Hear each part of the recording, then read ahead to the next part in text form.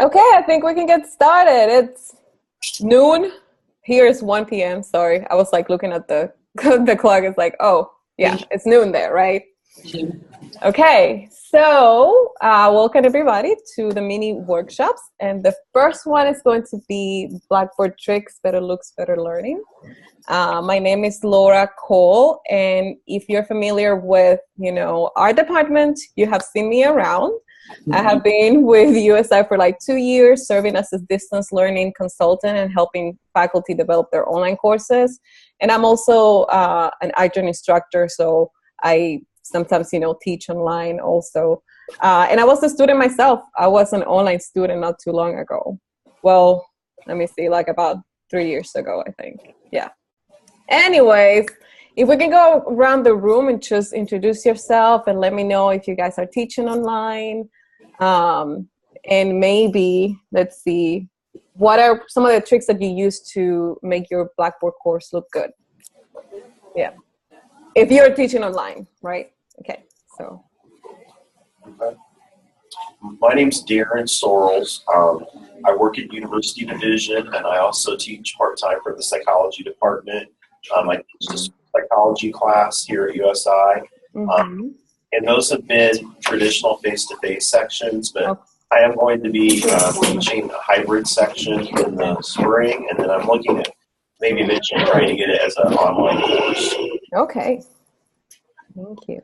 Hi, I'm Amy Mark. I'm in the psychology department, and I teach online sections of Introduction to Social Psychology. And you said things that I do to my Blackboard to make it look better. Yeah. I guess I create, kind of simple things. Trying to create the tabs that are very clear with respect to assignments, and they can be very, clear of where things are, and that they're able to find, their lectures easily in folders that are clearly labeled. Right. Perfect. I'm Charlotte Connerton, and I'm from the nursing department. I teach online, and this is the first semester that I've used VoiceThread. Okay. And I've embedded the VoiceThread into my weekly content holders. Perfect. When they click on it, it automatically opens up into VoiceThread, and they get the lecture. Nice. Nice. Hello, I'm Trent Ingbers. I'm in the Political Science and Public Administration Department program. But I have taught online a couple of times, but I've never taught online here. So I've never used the Blackboard for first. Okay. Great. Yeah, I'm with the social work department, and I have been teaching our online seminar classes my 3rd year. Perfect. I don't have any tips for Blackboard. Hi, I'm Betty Hart. I'm from the English department and from the Master of Arts in Liberal Studies program. And I just came to learn. I use Blackboard, but I can't say there's anything tremendous about my use. Okay, I barely could hear you. You said you use Blackboard? Yes. Okay. Awesome. Hi there. I am John Reedford. I kind of snuck in here. My boss is the current chief academic officer and an adjunct instructor here for USI. We're both at Henderson Community College. Okay. I'm distance learning coordinator for HCC, and I formerly worked here. It's been about 8 or 9 years ago, and I worked in nursing health professions. Okay. So Gotcha. I thought I'd sneak across the bridge and come back and see if I could pick up a few things, pass on. Yeah, well, welcome. Thank you. You know me, Laura. I'm Shannon Hang. I'm one of the administrators for Blackboard, and I also am part-time teaching in University Division and in the College of Liberal Arts. And I use Blackboard regularly. No kidding. But I have not developed any online content, that I'm interested in doing that. Yeah. Okay. Perfect. Hi, Laura. It's Tamara. Hi, Tamara. This place is becoming my home away from home. I have taught a lot of online courses for history, and one of the things I changed from last semester to this semester is that I made my my Blackboard site simpler. I thought it was becoming too complex and too confusing, so I pared it back, and I used the little dividers in the menu so that the students would be able to see what was there better. I hadn't realized how much that was going to make a difference in how it looked. Yep. But the dividers really helped streamline it, I think. Yep, and that's some of the tips that I have for you. As I mentioned before, they're going to be very basic. So if you have been teaching for a long time, you might know most of this. But I think those simple things are very helpful, right? Okay, so quick question here. So why do you think the look and feel of your course is important, and even like the way it is organized, your Blackboard course? Students become easily frustrated, and if they find it too difficult to navigate through the website, they're much more likely to give up, stop participating, stop contributing, and drop out of the class. Yep. Anything else? Yeah, basically the same way you feel when you go to a website and you don't know how to get started, and you can find what you're looking for. The same way students feel, and they feel very frustrated and overwhelmed. And they might even miss some really important information that you have put in your course, but because they cannot find it, then they don't thrive. So the way you organize the course, the way it feels to them, it's very, very important. How many of you have been frustrated on a website that you're like, I give up, I'm going to call somebody? You know, it's basically the same thing. Okay, so again, today we're just going to give you a few tips and tricks. Let me move forward. And before we start, I want you to take a look at this Blackboard Side and let me know what you like and what you don't like. Can you see it well? Yeah. Yeah. And don't worry, you can critique it. I made this up. It's nobody's course. So feel free to tell me what you like, what you don't like. Frankly, I think it's too busy. There's a lot of stuff on there that isn't useful. Yep. The menu is disorganized. Yep.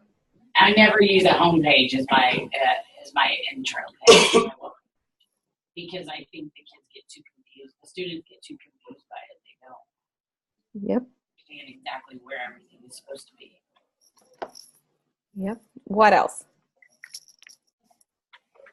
I think you said most of it. It's very busy.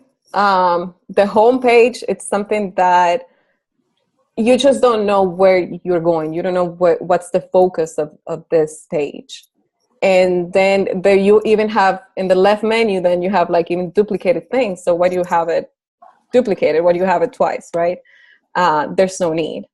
So here are simple tips that I have for you. Simplicity is the first thing, right? You remember when Google came up, and I think they really thrive as a search engine in the 90s because of the simplicity. You wanted to search for something, you got a search bar, and that's it. Nothing more, nothing less. So if you compare that to Yahoo, I don't know if you guys remember, Yahoo is like super busy, had a bunch of things, and you're like, I just don't know. So that's one of the things that make Google what Google is right now. So these are a few tips that you can do in your Blackboard. You can remove any distractions. So any tabs or any tools that you're not using, you need to hide them or just remove them.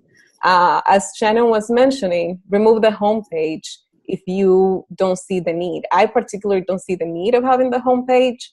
I usually make my courses open or in announcements, or what is it that I want them to see first when they log into the page. That would be my homepage. Keep your tabs names very short but descriptive, and be mindful of the amount of tabs that you have in your left menu. Sometimes too long of a menu, it's not a good thing. People can get lost. So those are some of the things that you can have in mind. So do you guys know how to remove the homepage? No? Okay, so let me show you really quick. It's very easy. So this is a course I asked Shannon to create some storage sites for me today. So I have the homepage here, and it's as easy as just go hover over your home page and you're going to see this arrow. You click here and you click delete. And then delete this menu and delete. It's going to ask you several times so you can confirm.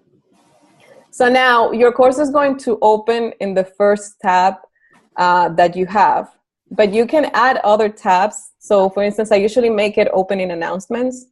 So I can go to tool link and add a tool, which is going to be announcements, right? Call it announcements, make it available to students, and then click submit. And then I just drag it to the top.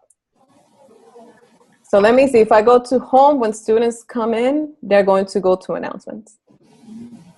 But Does that that make doesn't sense? necessarily have to be their homepage if they don't want it, because they can go into teaching style and set it to whatever they want. Exactly, exactly. So if that's not the page that you want, you can just change it. So if you go customization, teaching style, and when they log in, you want them to go to information, you can change it here. And you go submit. And now if I go in the page, in the home page, I'm going to log into information. Does that make sense? So another thing that I recommend doing, as we mentioned, is delete anything that you won't be using. For instance, the template that you usually get have groups there. So are you going to be using groups in your class? If you're not, just go ahead and delete it, right? Delete this menu, delete. Okay, so we have less tabs, and you can add the things that you actually need. For instance, you want your students to check their grades. So you can click on the plus sign, tools, look for my grades. Let me see. And click check grades. So you have a direct link for your students to check their grades. Submit, and you can move it wherever you want. Okay, so you also have this tool link right there. And there are a lot of things that students won't be using here either. So if you're not using McGraw-Hill, just hide it. If you're not using Panopto, hide it. And then that way, when students come in, they just have the things that they actually need. Okay, let me see. Am I missing anything else? Homepage. Not sure. Tabs on the left. Also, the help here, that's something that, to make it shorter, I usually also remove, and I just leave it here inside the tools. So that help link is the same as this one. So instead of having it duplicated, I just, or hide one or the other. So if I have, for instance, like my grades in here, well, my grades is really important, so I usually put it in the left menu. But I would hide it here because I already have it in this here. So it's like that they can get to the content with less clicks, and that's the idea, right? Okay, any questions so far? No? Okay. So have a clear starting point.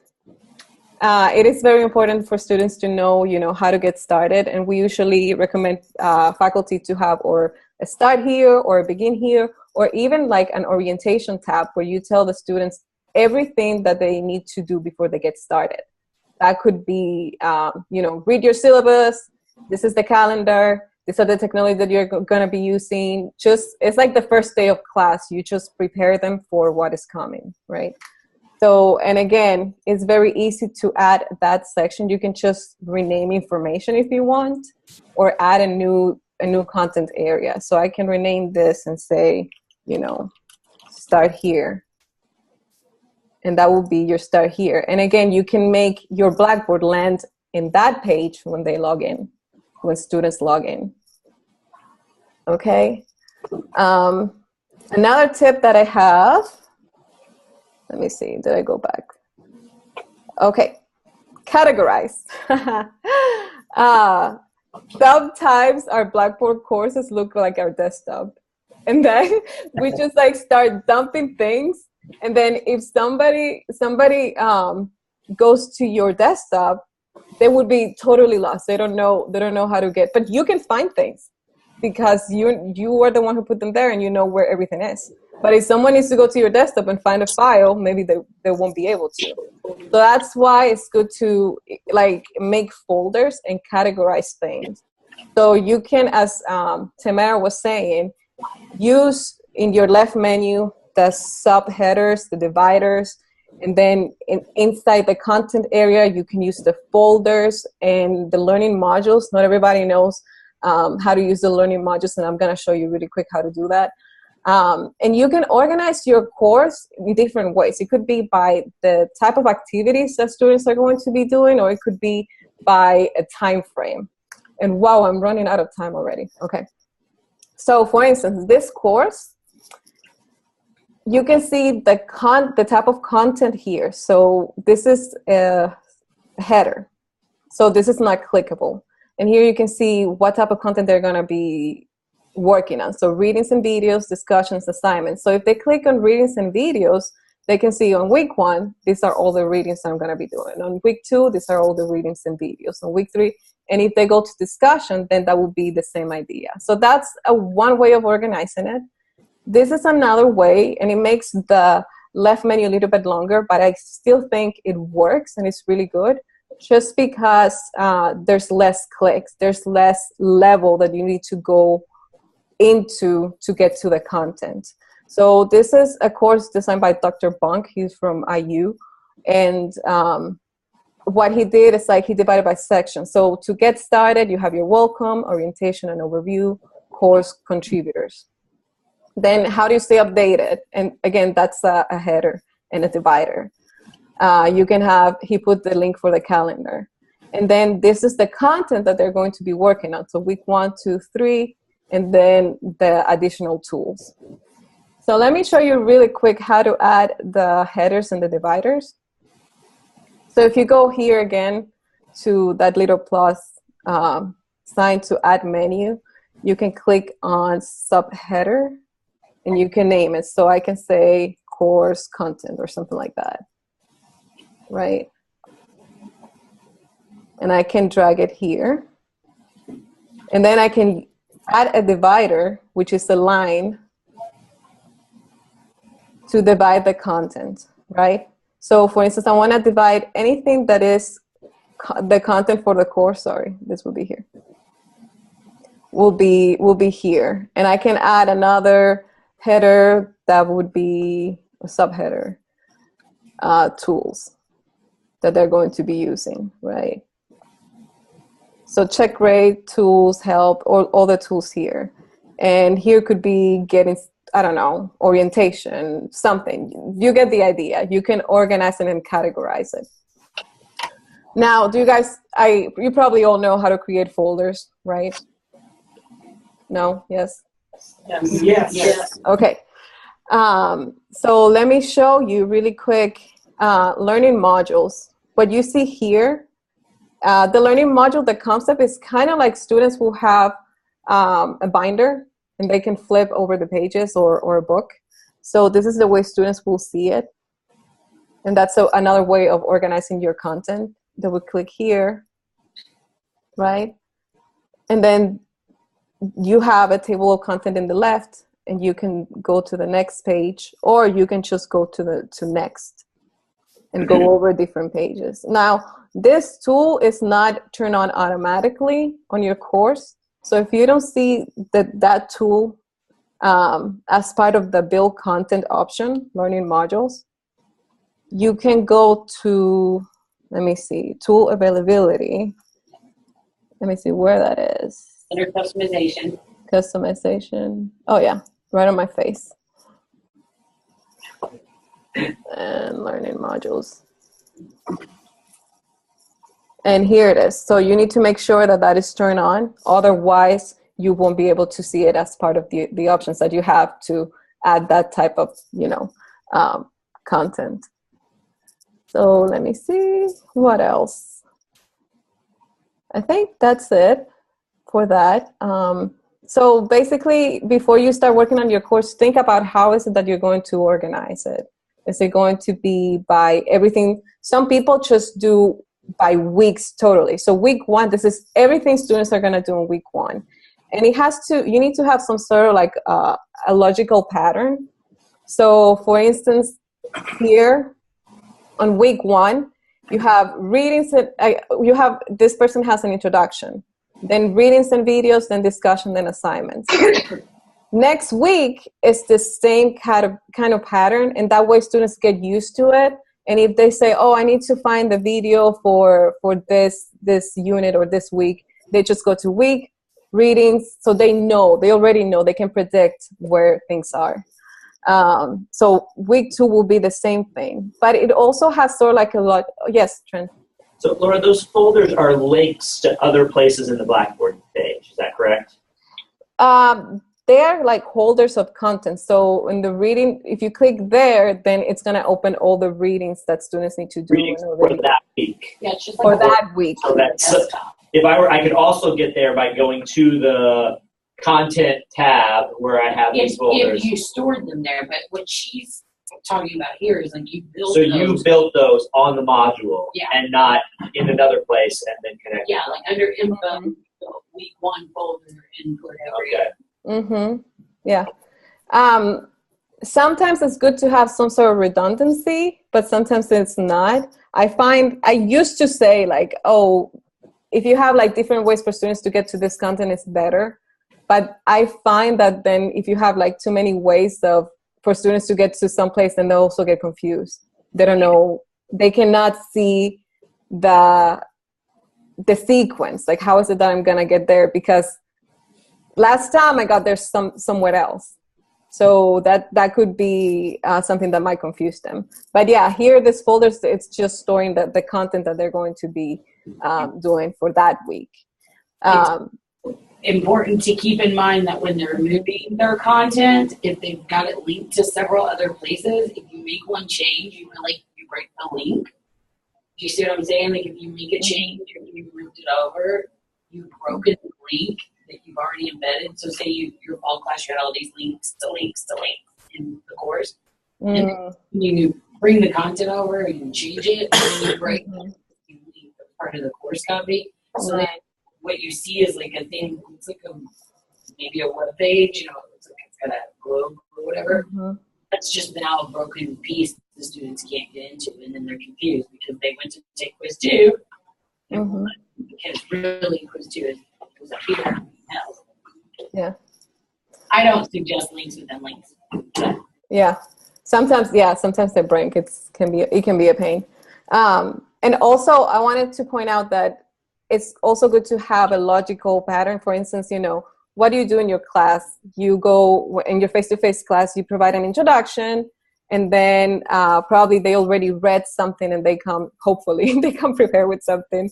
Then you discuss whatever you need to discuss in class, and then the assignment. So I think the way I try to organize that is the way I understand the learning process will happen. Sometimes it doesn't happen like that. People are all different, but that's the logic that I'm using. So it has to be a logical order in the way you organize it.